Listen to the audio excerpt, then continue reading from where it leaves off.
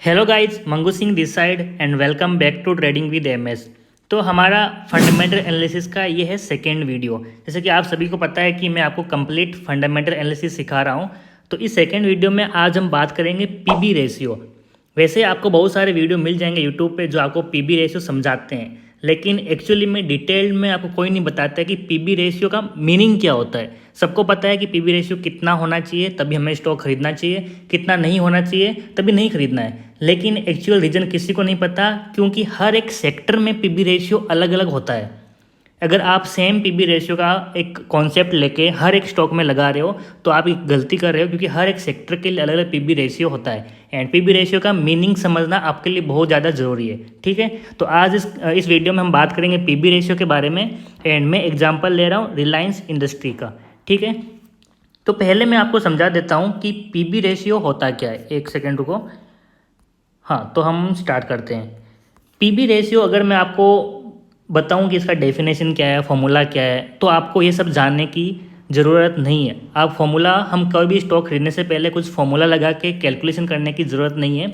लेकिन जो अभी आपको मैं बताने वाला हूँ वो कॉन्सेप्ट आप एक बार समझ जाओ। ठीक है, तो हम अगर पीबी रेशियो की बात करेंगे तो उससे पहले हमें एक और चीज़ की बात करनी पड़ती है जिसको हम बोलते हैं बुक वैल्यू। ठीक है, आप बस इसको जस्ट सुनो आप, एंड आपको समझ में आ जाएगा इसका मीनिंग क्या है। कहीं पे ये जो नोट्स है इसको बनाने की ज़रूरत नहीं है, कहीं पे भी फॉर्मूला लिखने की ज़रूरत नहीं है। तो बुक वैल्यू मतलब क्या होता है, जो भी कंपनी के असेट्स है वो माइनस लाइबिलिटी। तब आपको अगर नहीं पता असेट्स क्या होते हैं, लाइबिलिटीज़ क्या होती है, तो हमारा फर्स्ट वीडियो जाके देखो, वहाँ पे मैंने सारी बातें की, असेट्स क्या होते हैं, लाइबिलिटीज़ क्या होती है, एंड वहाँ पे पी रेशियो, पीबी रेशियो, बहुत सारे रेशियो की बात की थी। तो अब यहाँ पे मैं थोड़ा आपको डिटेल में समझा रहा हूँ ताकि आप बेस्ट स्टॉक सेलेक्ट कर सको। ठीक है, तो उस वीडियो में मैंने बता दिया आपको असेट्स क्या होते हैं, लाइबिलिटीज़ क्या होती है। ठीक है, तो ये होता है हमारे बुक वैल्यू का मीनिंग, एंड इसी चीज़ को यूज़ करके हम निकालते हैं पीबी रेशियो।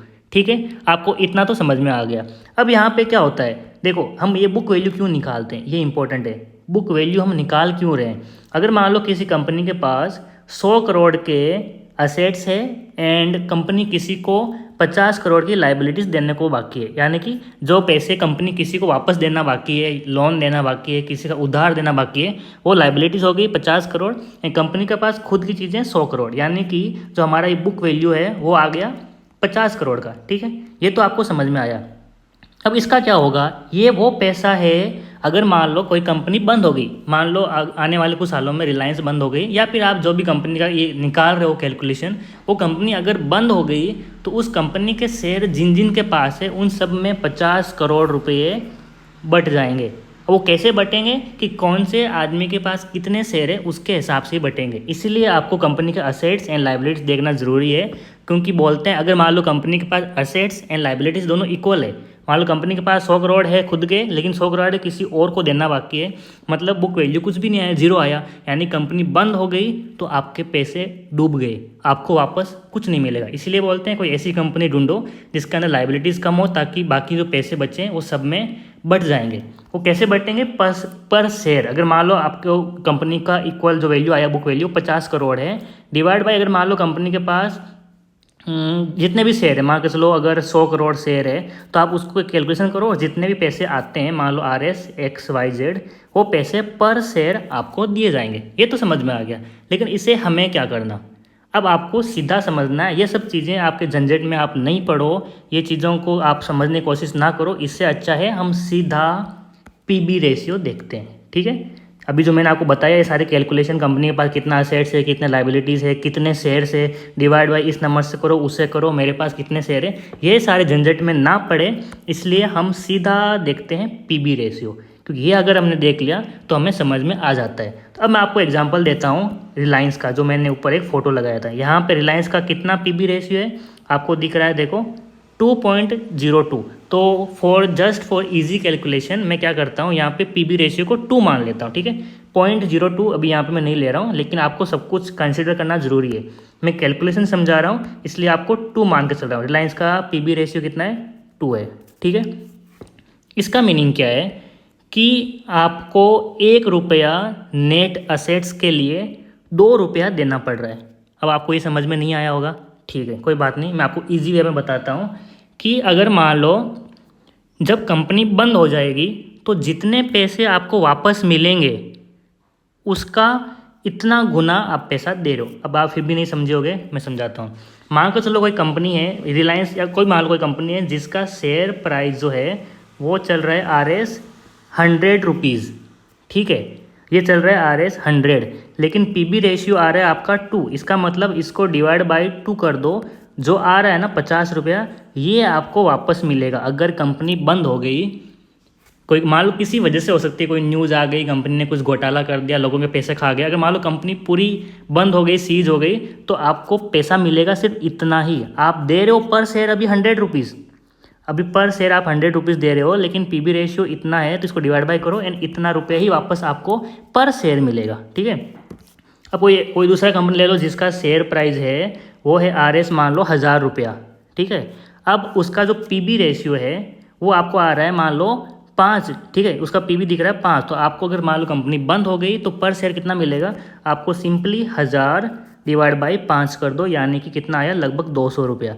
आपको पर शेयर 200 रुपये ही मिलेगा, बाकी के 800 रुपये गए पानी में, ठीक है। इसलिए हम यहाँ पे PB रेशियो देखते हैं कि मान लो हम इन्वेस्टमेंट कर रहे हैं, तो हम क्या करते हैं, अपने पैसे 5 साल 10 साल 20 साल 50 साल जो भी है, इतने टाइम पीरियड के लिए हम इन्वेस्ट करते हैं। एंड 10 साल बाद में कंपनी का क्या होगा किसी को नहीं पता है। अभी देखो, आज जो कंपनी का ओनर है, CEO है, जो भी है, उनको भी नहीं पता आने वाले टाइम में कंपनी के साथ क्या हो सकता है। हो सकता है कंपनी हज़ारों करोड़ की ग्रोथ दिखा दे, हो सकता है कंपनी बंद भी हो जाए। तो एज ए इन्वेस्टर हमें, कंपनी ने अच्छा किया तो हमारा फ़ायदा है, लेकिन ये भी सोचना पड़ता है भाई, हमारा खुद का हम पैसा लगा रहे हैं, कहीं डूब गए तो उस चक्कर में हम क्या करते हैं, PB रेशियो वगैरह देखते हैं। अगर बाई चांस नहीं होना चाहिए, लेकिन बाई चांस कंपनी बंद हो गई तो हमें वापस कितना पैसा मिलेगा, उसके लिए हम PB रेशियो देखते हैं। आज आपका कॉन्सेप्ट क्लियर हो गया कि हम फंडामेंटल एनालिसिस के अंदर PB रेशियो क्यों देखते हैं, ठीक है। अब अभी आपको बहुत सारे लोग बताते हैं कि PB रेशियो 1 है तो अच्छा है, 2 है तो अच्छा है, 3 है तो अच्छा है, 4 5, ऐसा आपको बहुत अलग अलग थियरीज दी जाती है, ठीक है, कि इतना रेशियो अच्छा है। लेकिन मैं आपको क्लियर आंसर बताता हूँ एकदम, जो आपको हर एक स्टॉक को सेलेक्ट करने के लिए हेल्प करेगा, कि आप ना सिर्फ ये वैल्यूज़ देख के नहीं बोल सकते। अभी देखो, मैंने आपको ऊपर थियरी बताया, उसके हिसाब से आपके लिए PB रेशियो 1 ठीक रहेगा, क्योंकि जितना मान लो शेयर है, अगर मान लो आपका शेयर प्राइस 1000 रुपया है, 1000 को डिवाइड बाई 1 करोगे तो आपको वापस 1000 रुपये मिल जाएगा। तो ये तो सबसे बेस्ट है थियरी, एज पर थियरी, समझ गए। अगर मान लो PB रेशियो 1 है, तो अगर शेयर का प्राइस 1000 रुपये है, तो 1000 डिवाइड बाई 1 करो, 1000 रुपये वापस मिलेगा आपको, जितना आपने दिया उतना वापस मिलेगा। इसके हिसाब से तो आपका PB रेशियो 1 अच्छा है। अगर मान लो उसका PB रेशियो 2 है तो आपको 500 मिलेगा। तो इसके हिसाब से थियरी क्या बोलती है कि PB रेशियो जितना कम है, यानी कि जितना 1 के पास में, उतना अच्छा है, ठीक है।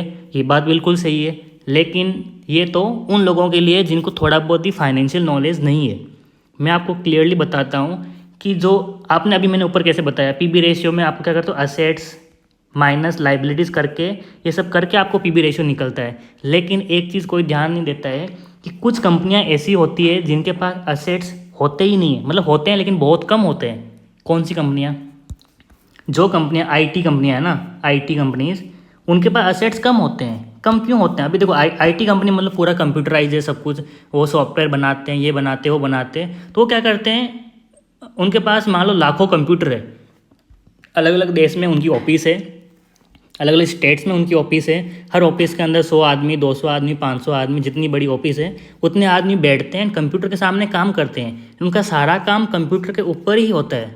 तो असेट्स उनके पास नहीं है, क्योंकि असेट्स मीनिंग में अगर हम रियल मीनिंग निकालें असेट्स का, तो वो चीज़ें हैं जो उन कंपनी के पास पैसा लेके आए।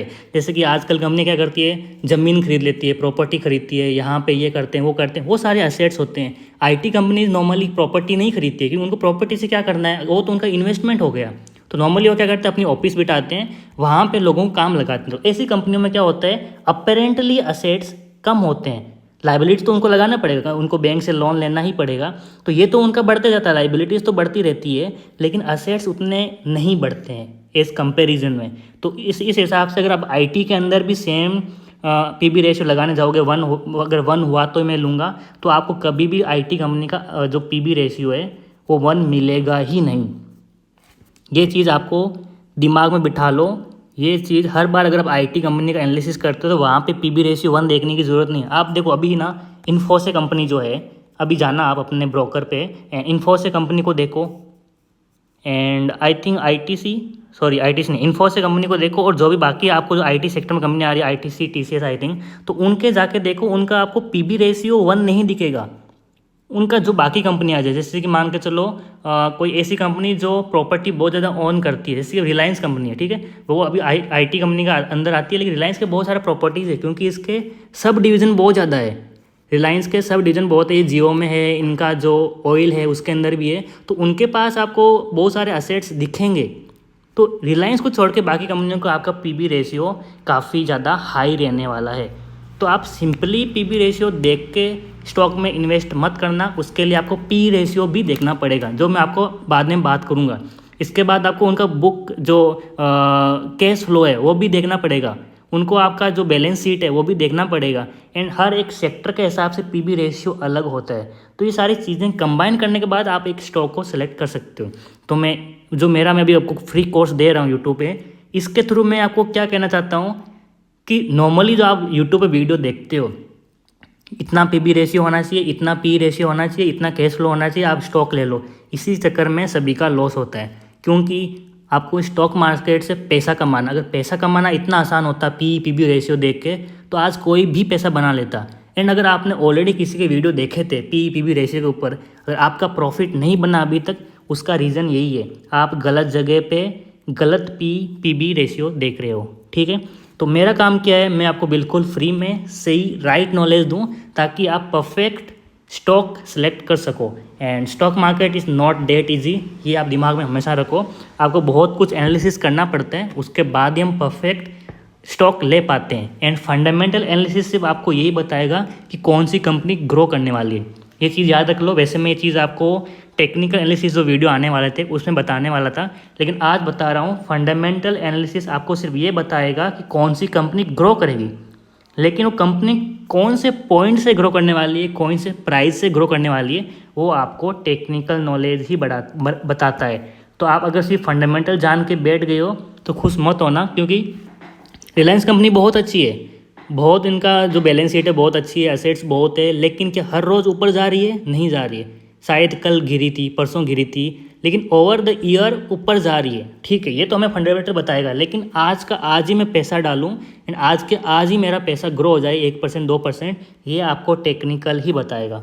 तो आपको मैं सारे वीडियो ला के दूंगा, फंडामेंटल कंप्लीट होने के बाद मैं आपको टेक्निकल नॉलेज के ऊपर वीडियो ला के दूंगा। लेकिन इस वीडियो पर मेरा टारगेट है 150 लाइक्स। अगर 150 लाइक्स आएंगे तो फिर मैं आगे वाले वीडियो कंटिन्यू करूँगा, क्योंकि अगर आप लाइक्स देते हो तो मुझे मालूम पड़ता है कि हाँ आपको भी सीखना है। अगर आपको सीखना है, आप रेडी हो, तो ही मैं सिखाने को रेडी हूँ, क्योंकि आपको पता है ये सारे वीडियो बनाने में काफ़ी टाइम जाता है, एडिटिंग करनी पड़ती है और अपना नॉलेज ही फिर से ब्रशअप करना पड़ता है, तो काफ़ी यहाँ पे मेहनत लगती है, ठीक है। तो 150 लाइक्स का टारगेट है एंड 50 कमेंट का टारगेट है, आप ये कंप्लीट कर दो, उसके बाद बाकी वाले भी इससे भी हाई लेवल वीडियो आने वाले हैं। ठीक गाइस, फिर मिलते हैं नेक्स्ट वीडियो में, तब तक जय हिंद, जय श्री राम।